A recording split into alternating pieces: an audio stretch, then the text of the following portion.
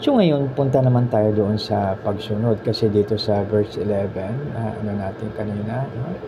Sa verse 11, lapit ako'y dinggin, mga kaibigan, at kayo ngayon aking tuturuan na si Yahweh ay dapat sundin.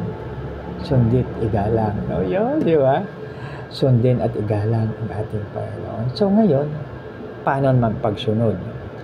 So sa 10 utos, pag ating titingnan ang 10 utos, so di ba una, love God with all your hearts, with all your mind, with your strength, and with all your soul. No? Ibigin po natin ang ating Panginoon buong puso, buong isip, buong lakas at buong kaluluwa. Pangalawa naman, thou shall not bow down to any image. Huwag tayong yuyuko sa mga larawan ni anyuan na kawangis ng sa taas at sa ilalim. Tapos, thou shall not use the name of the Lord in vain. Huwag nating gawing biro, no? O gagawa ng biro sa pangalan ng ating Panginoon. Tapos pang-apat naman, yung apat kasi parang bangko yan. No? Remember the Sabbath day and keep it holy. No? Alalahanin natin ang araw ng Sabat na pahinga at pakabanalin po natin ito. No?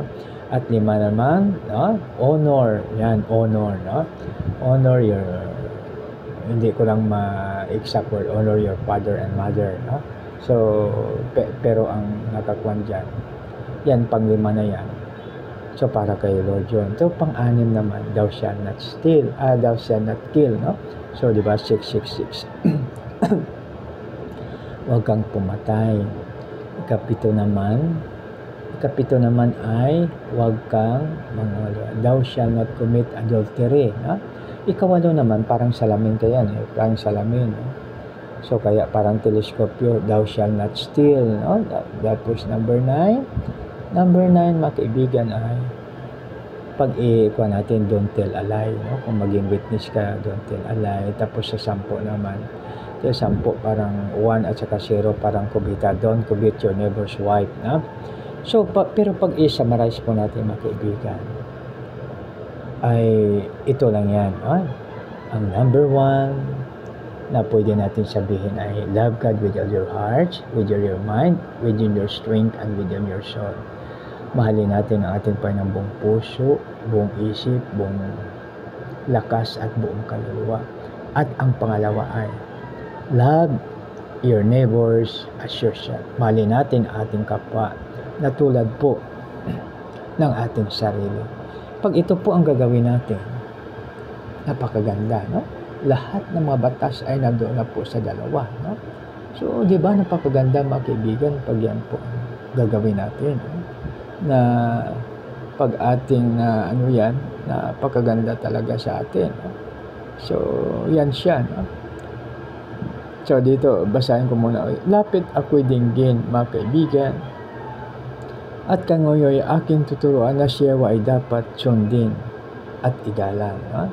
So paano natin siya sundin, no?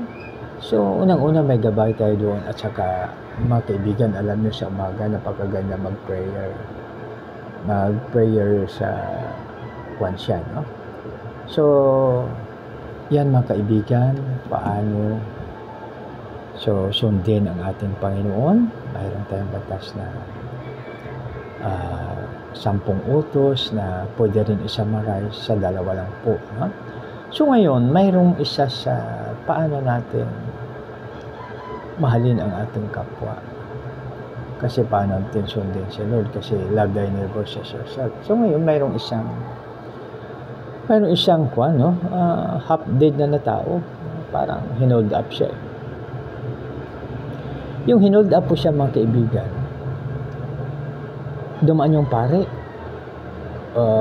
lumihis ng daan, tapos dumating naman ang Levita. Subalit pagdating ng Samaritano, kinupkop niya ngayon din, ilinagay niya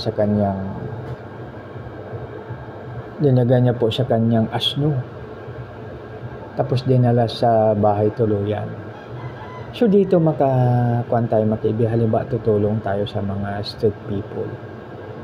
Dapat gayahin natin yung Samaritano na ang ginawa ng Samaritano, very wise siya.